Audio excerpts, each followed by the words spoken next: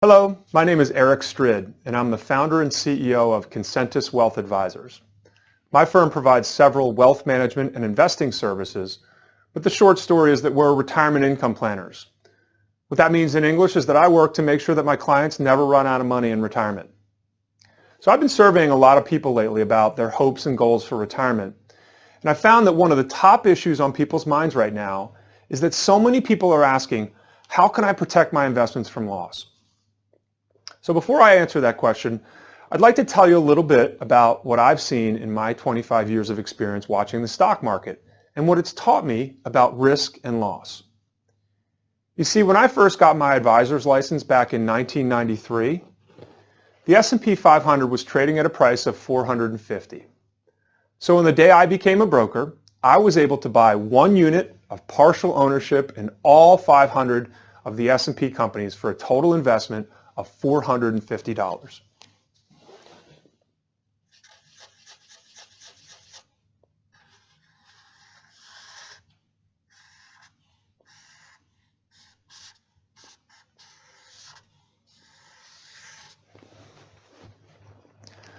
Fast forward to today, and I'm happy to inform you that the closing price for the S&P 500 last night, April 9th, 2019, was $2,882. So my investment of $450 is now worth $2,882.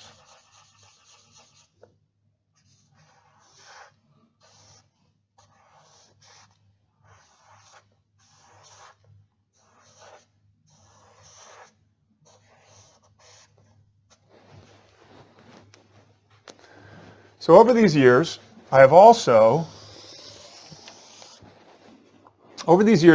received a whole bunch of cash payments in the form of dividends from my S&P 500 ownership, but let's totally ignore all that money and just focus on the value of my investment. I turned $450 into $2,882 in just about 25 years for a return of more than 6 times my original investment. However, you may have noticed that I did something a little dishonest there. I drew a straight line to show the growth of my money. But the price of the S&P 500 certainly didn't just go from 450 to 2,882 in a straight line. That's for sure. It actually bounced around all over the place on the way to 2,882. My memory's a little bit hazy on all the different ups and downs that happened along the way, but there are a couple I can surely remember.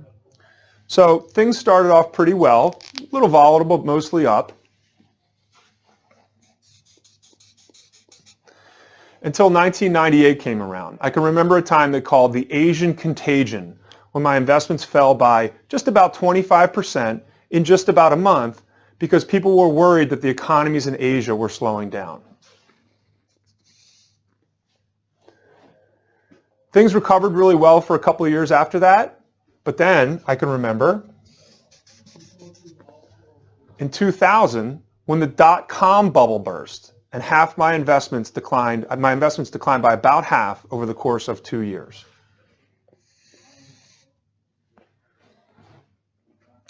After that, there was some more recovery, which was pretty good, which was followed by the next, the Great Recession of 2008. That one really hurt because my portfolio went down by just about 57% over the course of just about 18 months. I recovered pretty well from that one until finally I can remember another 20% shot to my value in the summer of 2011 when an economic crisis in Greece sent the markets reeling again. Since then, it's been a relatively smooth ride all the way back up to 2,882. So here's my question. Over all this time and all these ups and downs, including 2 of the worst bear markets in the history of the United States, did I lose money? Did I experience risk? Would you call this a risky investment? My answer to this is no. This was not a risky investment, and I certainly never lost money owning this investment. I personally define risk as the possibility of a permanent loss of your investment capital, and I was never exposed to this risk. I certainly experienced a great deal of volatility or fluctuation in the value of my investment, but I was never at risk of permanently losing my capital. As you may be aware, over the last century, large company stocks in the U.S. have produced an average annual rate of return of just about 10%. Over the same period of time, high-quality bonds have produced a return of close to 6% per year. So on the surface, this tells you that stocks have produced just about 66% more return than bonds, which is a nice premium return. However, if we compare these returns after the impact of inflation, which has averaged just about 3% over that period of time, the math changes a little. Net of 3% inflation, stocks have produced roughly 7% per year, while bonds have produced more like 3% per year. Now we see that stocks haven't produced 66% more return than bonds have. Equities have produced almost 2.5 times as much return as bonds have. Stocks haven't just produced an incremental return over bonds. The return produced by stocks has been a multiple of that of bonds.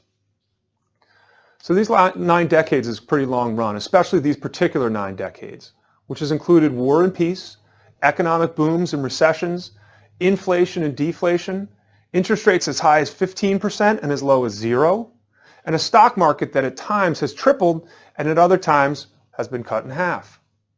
So why does this happen? Why would an efficient market pay the stockholder well over twice in real terms what it paid the bondholder? Well, most investors will default to an easy answer. They'll say the reason that equities return so much is the risk of the stock market. Well, like so many things, the easy answer is the wrong answer. Risk is defined as the chance of a permanent loss of your capital. And over my 25-year career, I still can't figure out how so many investors think this might happen. For me, the reason a permanent decline in equity prices is so hard to imagine is because it's never actually happened in the real world. Equity values have definitely declined violently many times, and they should be expected to continue to do so many more times. Prices have also risen sharply on many more occasions. The net effect of all these ups and downs over 90 years has been a compound return of just about 10% per year. So we can only really conclude 2 things. One is that all equity declines, at least so far, have been just temporary.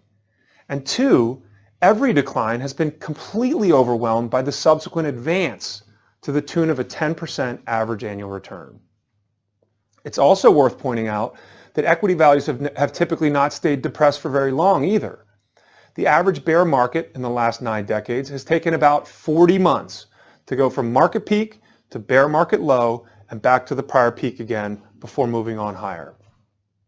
So it occurs to me that at least historically, the risk of a permanent loss of capital in a diversified equity portfolio is not merely a misunderstanding, but it's actually a cultural myth.